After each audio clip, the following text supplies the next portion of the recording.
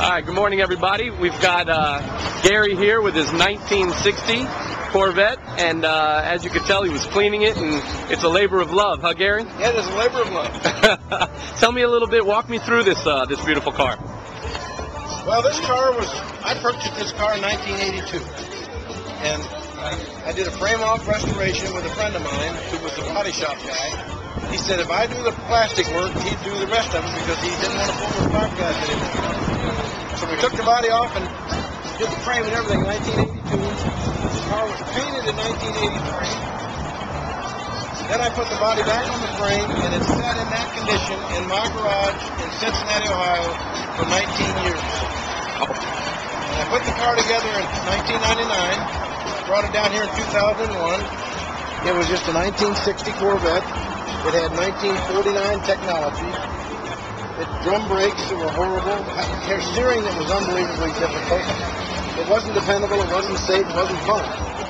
So I went to Barrett-Jackson in 2005, and they had a 1959, what they called a resto model. I'd never heard the term.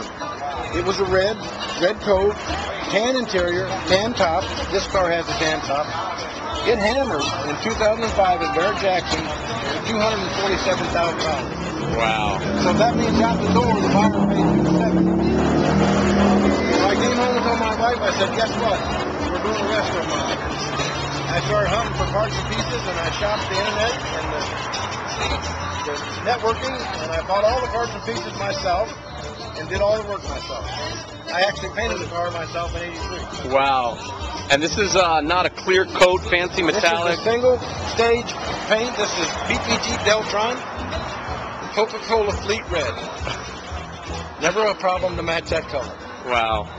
This is a Vince Medding 383 stroker motor with a Billet Industries front runner system. And it has a DeWitt stock appearing but aluminum radiator.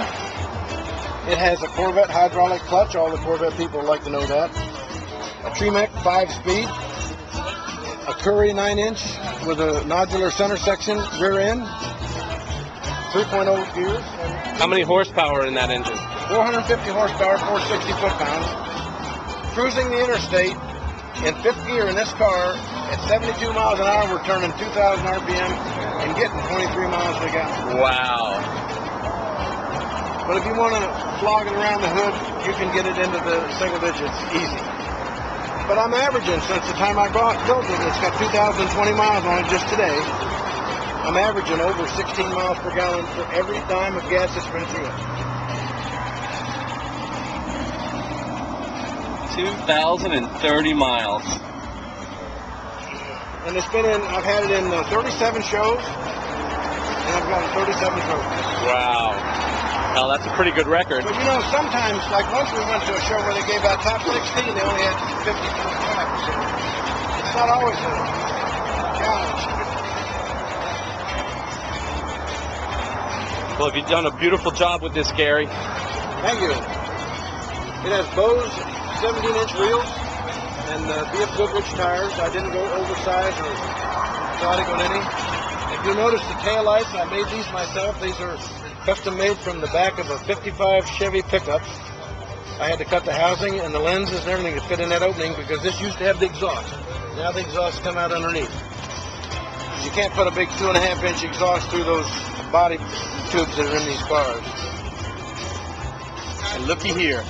The looky plate has been on one of my Corvettes or another since 1977. Wow. In 3 states.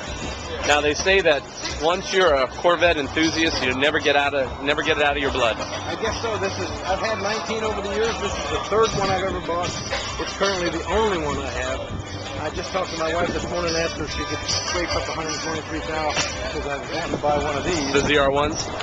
You have a couple. Yes, we do. So I got a crystal red right on the floor. It's not Coca-Cola red, but you got a white one out back. You know what she told me? She said, I can come up with $123,000. I can't come up with a $315.83. I said, well, you made a big mistake there because I'm pretty sure they'll write that off if I offer 2023. I'm out of here with it.